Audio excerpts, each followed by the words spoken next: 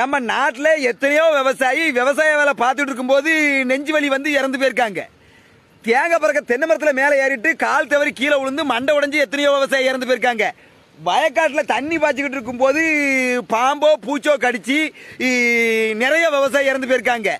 வாழை காற்றுல சாஞ்சி அதனால வேதப்பட்டு நிறைய விவசாயி பூச்சி மருந்து குடிச்சு இறந்து போயிருக்காங்க. விளைஞ்சு கிடக்க நெல் மழையால அழிஞ்சு கிடக்கும் போது அதை பார்த்து வேதனை தாங்க முடியாம தற்கொலை பண்ணி எத்தனையோ விவசாயி இறந்து போயிருக்காங்க. அவங்க குடும்பம்லாம் நடு ரோட்டில் நடு தெருவில் தான் நிற்கும் கடனால. அதை பற்றி பேச யாருமே அன்னைக்கெல்லாம் இல்லை, அதை பற்றி பேசுறதுக்கு இன்ன வரைக்கும் யாருமே வரல.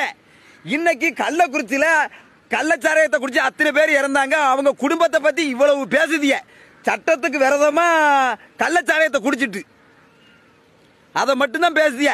அவங்க குடும்பத்துக்கு எத்தனையோ நலத்திட்டங்களுக்கு கொடுக்காங்க, அவங்களுக்கு நஷ்டம்லாம் கொடுக்காங்க. எத்தனை விவசாயி கடன் தொல்லை தாங்க முடியாம வெளியே சொல்ல முடியாம தற்கொலை பண்ணி செத்துருக்கான். அவன் குடும்பம் நடு ரோட்ல நிக்கி.